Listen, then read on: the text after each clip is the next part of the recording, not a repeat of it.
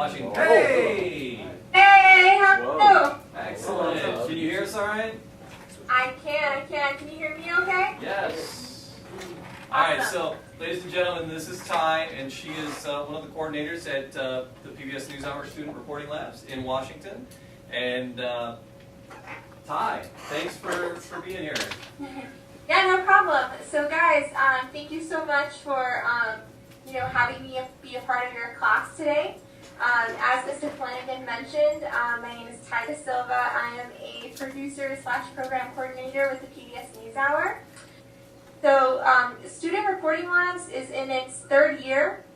In our first year, we worked with about 6 schools. In the second year, about 18.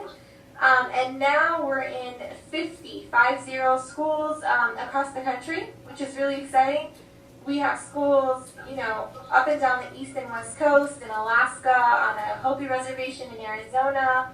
And like I said, each day we're everywhere, and every day we're recruiting new sites. And so we've been working with Mr. Flanagan for years, and Fraser High School always puts out really good content. Things are changing up a bit because, I don't know if Mr. Flanagan has talked about this or not, but we've been looking at a rapid response model. And that's when students have the opportunity to talk about what's happening in current events and to respond to something breaking that happens in the news. And so this model was born, sadly, from the tragedy in Newtown. When the shooting happened, my supervisor and I immediately thought about our students, where they were the moment they heard, if they felt safe in school or not. And so we had our student reporters talk to their peers and ask them these very questions. And so we had like 40 submissions in over a few weeks. And on the 1-week anniversary of the Newtown shooting, we aired a broadcast piece on the NewsHour. And all students shot and all students in front of the camera aired on the broadcast. And we went back to these same students and we had a discussion about gun control and what does safety look like at school. That made the broadcast. And then so our executive producer of the show started to really realize that our students were articulate and had a lot of good things to say.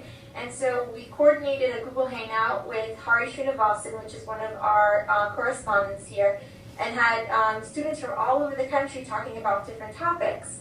And so it went really, really well. And again, that made the broadcast. So we had all these opportunities where our kids' work was on the broadcast. Again, 1 million people watching their content. On President Obama's inauguration night or day, we had a spoken word piece recorded in Oakland, California, and it was a young black woman performing a spoken word about change. And it was so powerful, and it's not very often that you see a young person on the NewsHour, and it was so powerful, and it was so beautiful, and it was because of our program that happened.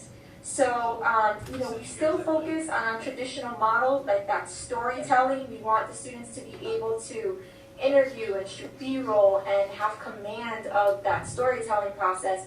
But there's also other opportunities, to be in front of the camera if that's something you're after, or to have your work shown on a national platform, which is